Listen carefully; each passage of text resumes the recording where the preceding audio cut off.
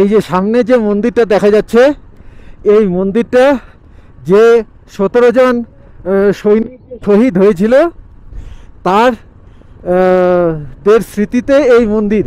এবং এখানে এখন যে জওয়ানরা এখানে ডিউটিতে আছে তারা সেখানে প্রতিদিন পুজো দেয় এবং তারা মনে করে যে সেই 17 জন জওয়ান এখনও তাদের চারিপাশে কোনো না কোনোভাবে আছে। সেই বিশ্বাস নিয়েই এখানে তাদের প্রতিদিন পুজো দেওয়া হয়।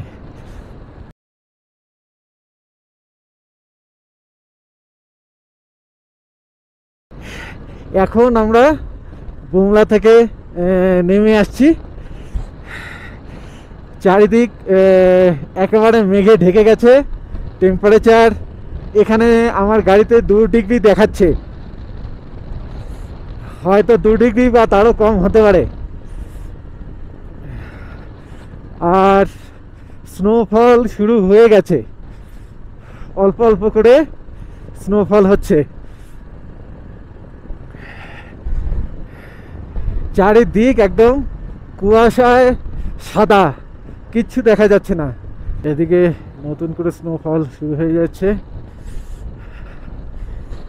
এই যে একটা মনেস্ট্রি, এই যে এখানে একটা মন্দির। এই যে ভেবেছিলাম যে এখানে একটু দাঁড়াবো, কিন্তু এখন স্নোফল হচ্ছে, স্নোফল হচ্ছে, বৃষ্টির মতো হচ্ছে, তো সেই জন্য এখন আর এখানে দাঁড়ানো সম্ভব না।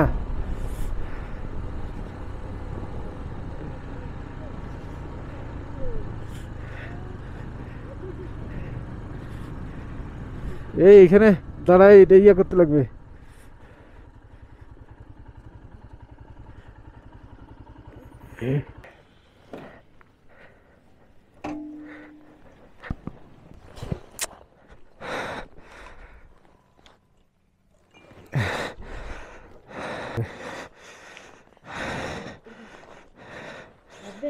হ্যাঁ লাগবে। আচ্ছা আমি একবার হাঁটতে পারবো? কি কি হাওয়াতে ঝিঝির ঝিঝির করে হাওয়াটা বইতেছে না, এইরকম ওয়েদারে এগুলো হয়।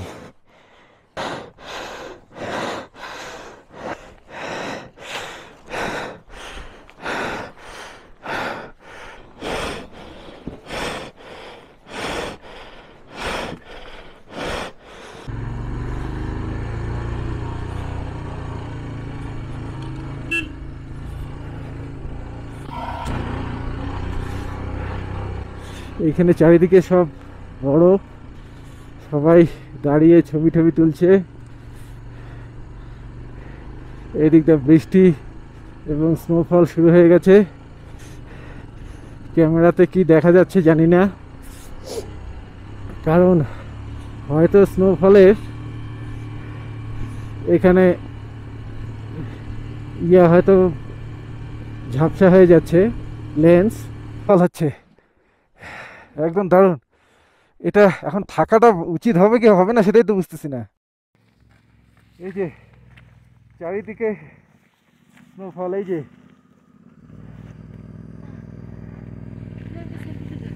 চারিদিকে স্নোফল হচ্ছে।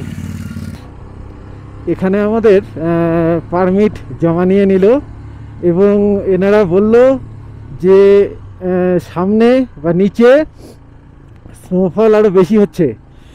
আর এদিক থেকে আমাদের তো এখনও মাধুরী লেক যাওয়া বাকি আছে, তা বলল যে যত তাড়াতাড়ি সম্ভব সেখানে যান, কারণ ওই যদি আরো খারাপ হয়ে যায় তাহলে পরে যাওয়াটা খুব মুশকিল হয়ে যাবে। সেই জন্য মাঝখানে আর সময় নষ্ট না করে এবার যতটা পারবো যাওয়ার চেষ্টা করব। এই যে সামনেই আর একটা লেক, ভেবেছিলাম যে ফেরার সময় এই লেকগুলো ছবি টবি তুলবো বা পাশে দাঁড়াবো, কিন্তু যা সিচুয়েশন এখন হলো তাতে কোনো মতেই সম্ভব না। এই যে এটা রিভার জিং পয়েন্ট, এই যে নিচে এবং ওই যে উপরে সম্ভবত রিভার হবে। এখান থেকে দেখা যায় এই পাহাড়টা, এই সেই পাতাগুলো সব শুকিয়ে গেছে, গিয়ে লাল হয়ে আছে। পাহাড়টা আছে, এই গোটা পাহাড়টা ডিঙিয়ে নিচে নেমে আসলাম। এবার একদম নিচে নদীর এডে চলে আসলাম। এটাই সম্ভবত ইয়াং যে নদীটা দেখলাম, সেই নদীটা। First view Sangetsar lake, 200 metre. এত কুয়াশার জন্য তো কিচ্ছু দেখা যাচ্ছে না। এখন আমরাও ওখানে গিয়ে যে কি দেখবো সেটাই হলো কথা। এই যে এখান থেকেও স্নোফল শুরু হয়ে গেল।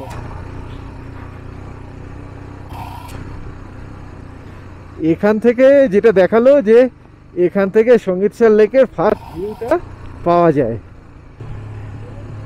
পুরো স্নোফল হচ্ছে। বাপরে বাপ, এখানে বরফ জমে আছে। এখানে ভাবতেই পারছি না যে এদিক দিয়ে যাবো কেমন করে। এই যে গাড়িগুলো আসছে,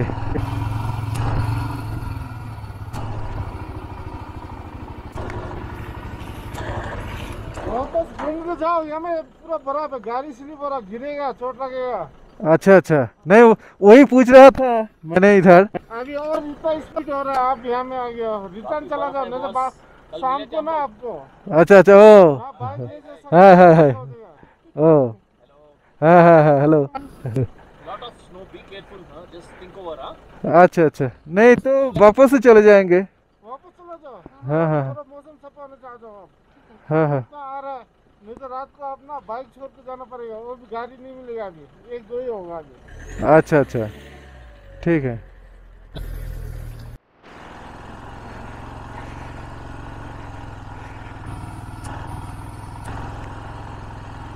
ও মাছ রে, এই উঁচুগুলো নিচুগুলো নামবো কেমন করে? হ্যাঁ,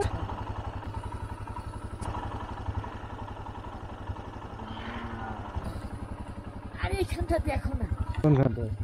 এই জায়গাটা খালি দেখো। হ্যাঁ,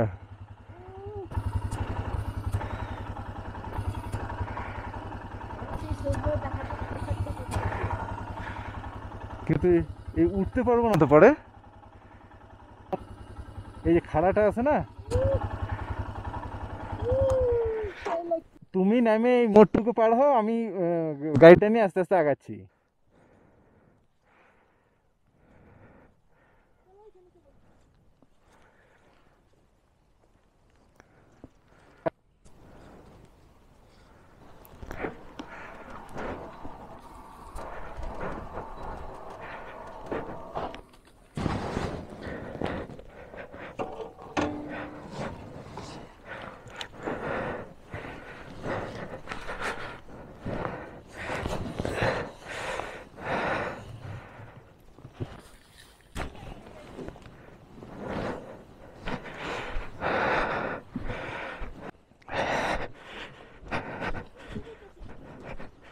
কি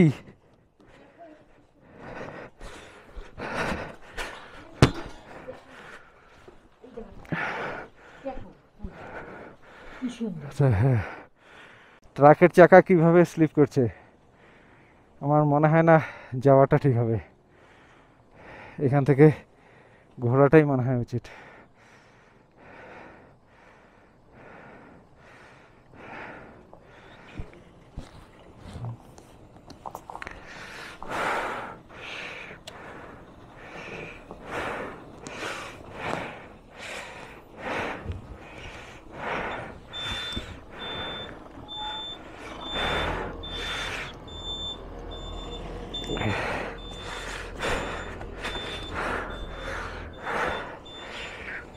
तो वापस ले जाओ, ऊपर नहीं चढ़ेगी आपके वक्त। আচ্ছা আচ্ছা,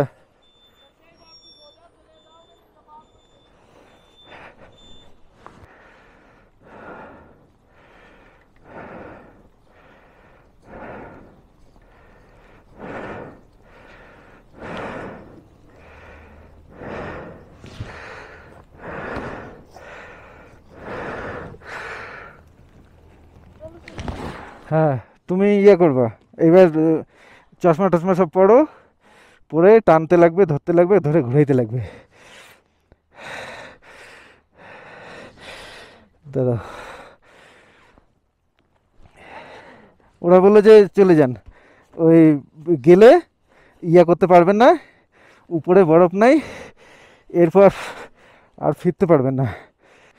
এবারে আমি আস্তে আস্তে যাই, তুমি আমার পিছনে পিছনে আসো, এই মোড়টুকু চলেই, ঠিক আছে?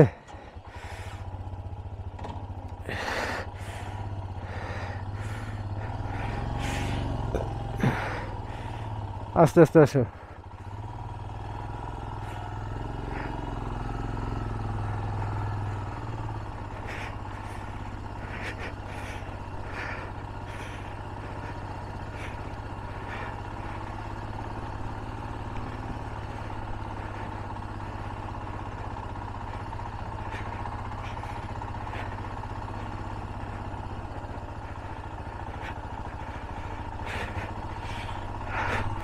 সবাই না করছে, আর্মির যে গাড়িরা তারাও বারবার না করলো যে আপনারা যায়েন না, এটা গেলে পরে আর ফিরতে পারবেন না, এখনও উপরে স্নোফল শুরু হয় নাই, উপরে গিয়ে মানে তাড়াতাড়ি ফিরে যান।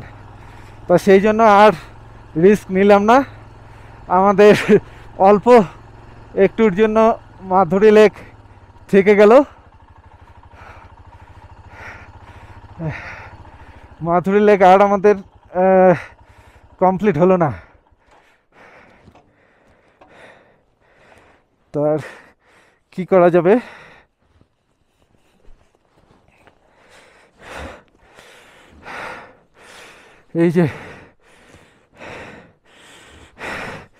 এই যে সমানে পুরো বরফ পড়ছে।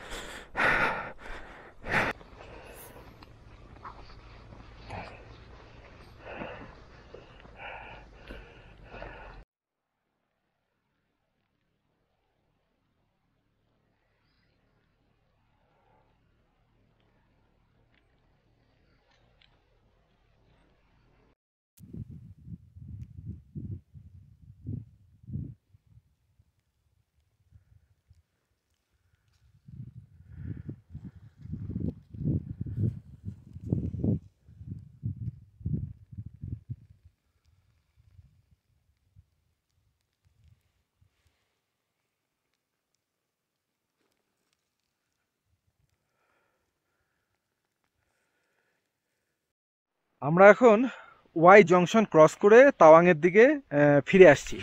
আমাদের আর মাধুরী লেকে যাওয়া হলো না।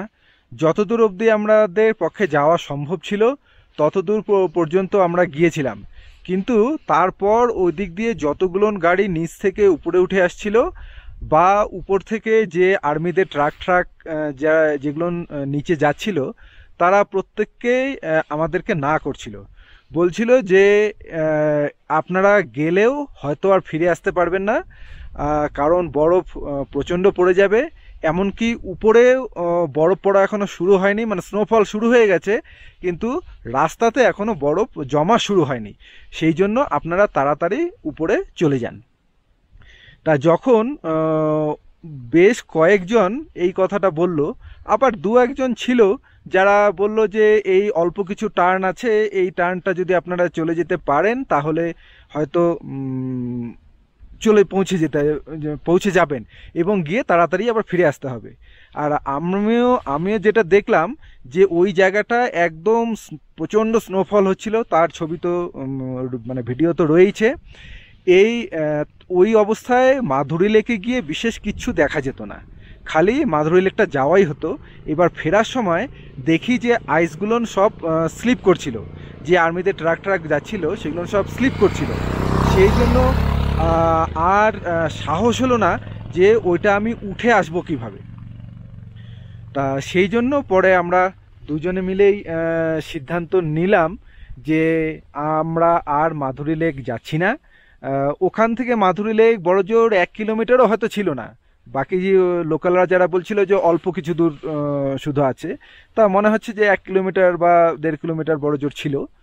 তা সেখান থেকে আমরা ফিরে আসি। ফিরে আসার সময়ও এই ওয়াই জংশন পর্যন্ত পাই, যে এই জায়গাটা পর্যন্ত, এই যে এখানে একটি লেকও রয়েছে, এই যে সুন্দর একটি লেক রয়েছে, এই এত দূর পর্যন্ত প্রচণ্ড স্নোফল হচ্ছিল, তবে রাস্তায় বরফ জমেনি, কিন্তু চারিদিক একদম সাদা হয়ে গেছে।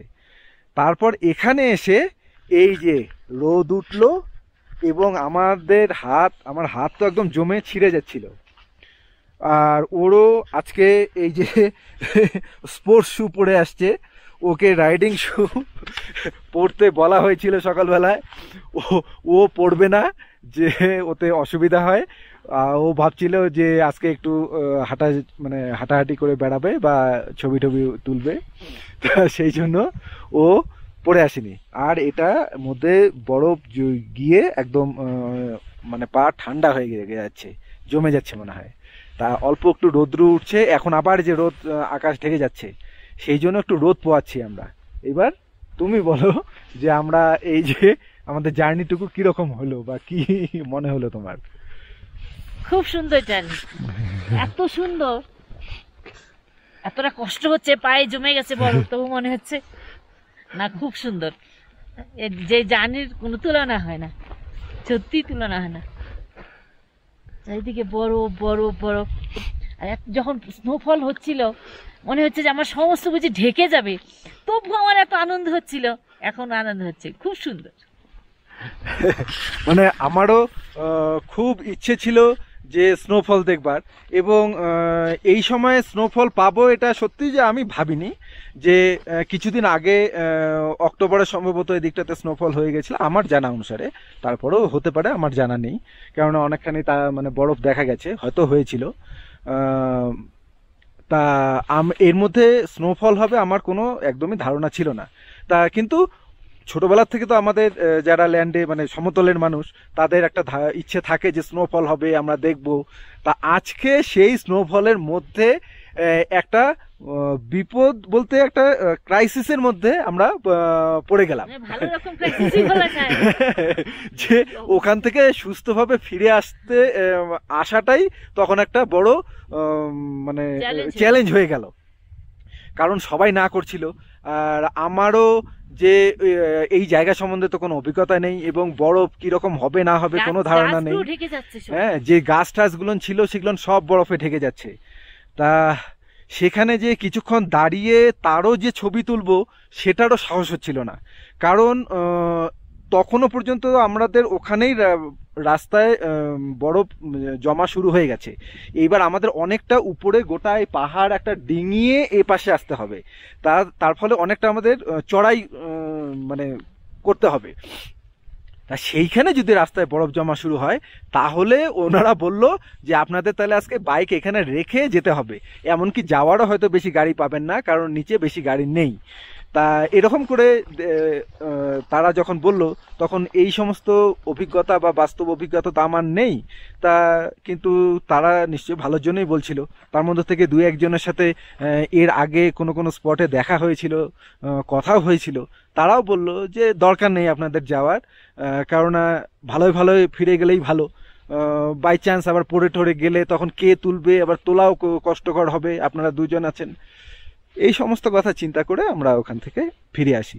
তবে হয়তো মাধুরী লেকটা দেখা হয়নি, কিন্তু যতটুকু হয়েছে এটা জীবনের একটা সম্পদ বা প্রাপ্তি, একটা বিরাট বড় হয়ে থাকলো। এটা সহজে মনের থেকে যাবে না। এখন আমরা এখান থেকে আস্তে আস্তে তাওয়াংয়ের দিকে বেরিয়ে যাব। চারিদিক বরফে সাদা, আকাশ কালো মেঘে ঢাকা, ওরই মাঝে মেঘের ফাঁক দিয়ে সূর্যের আলো এসে পড়ছে মাঝে মাঝে। তার সাথে যে উত্তাপ আসছে তা বেশ আরামদায়ক, একটা স্বস্তি জাগাচ্ছে শরীরের মধ্যে। তবে বেশিক্ষণ সেই সুখ স্থায়ী হয় না, অর্থাৎ মেঘ আবার সেই সূর্যের আলোকে ঢেকে দেয়। এভাবেই আলো এবং আঁধারের মধ্য দিয়ে আমরা এগিয়ে যাচ্ছি। এখনও এখানে স্নোফল হচ্ছে, তবে স্নোফলের পরিমাণ একেবারেই কম। রোয়াগুলোন বা দানাগুলোন বেশ বড় বড়। রাস্তার উপর বরফ জমে আছে, তবে সেগুলোন গলে পেছল হয়ে গেছে, যার উপর দিয়ে বাইক চালানো বেশ বিপজ্জনক। যাবার সময় যে বাড়িগুলোন স্বাভাবিক অবস্থাতেই দেখেছিলাম, ফেরবার সময় তার উপরে এবং চারিদিকে বরফ জমে সাদা হয়ে গেছে। আমরা যেন এক বরফের দেশের মধ্য দিয়ে যাচ্ছি। এটা আসলেই বরফেরই দেশ। চারিদিক একেবারে সাদা, তার মাঝখান দিয়ে এই কালো রাস্তা কোনো রকমে টিকে আছে তার রংটি ধরে। আগে অর্থাৎ সকালবেলায় আমরা এদিক দিয়ে যখন যাচ্ছিলাম, তখন এদিকের চারদিকের পাহাড়গুলো ছিল ধূসর লালচে, তার মধ্যে অল্প কিছু গাছ।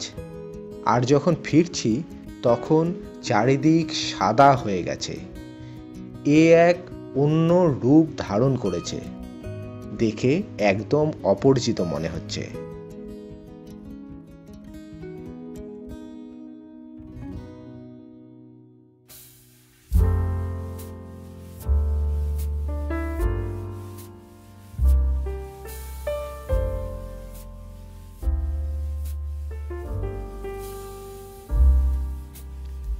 অনেক নিচে একটি লেক দেখতে পাচ্ছি, ভারী সুন্দর দেখাচ্ছে এখান থেকে।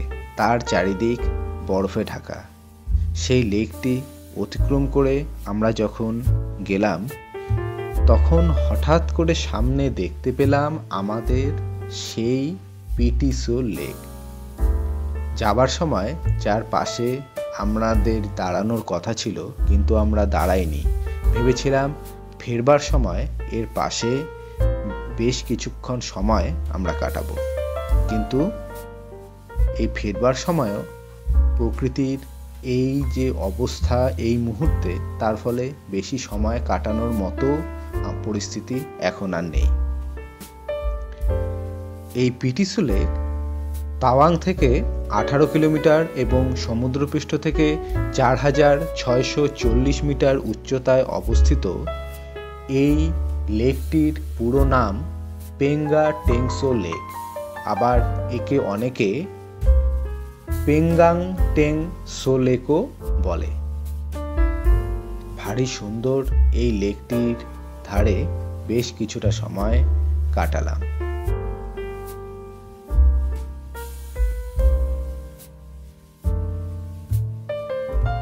এখান থেকে অল্প কিছুক্ষণ আসার পরই চারিদিক আবার কুয়াশায় ঢেকে গেল। চারিদিক একেবারে সাদা, কিচ্ছু দেখা যাচ্ছে না। প্রকৃতি যেন আমাদের আজকে সব অভিজ্ঞতা একবারেই দিচ্ছে।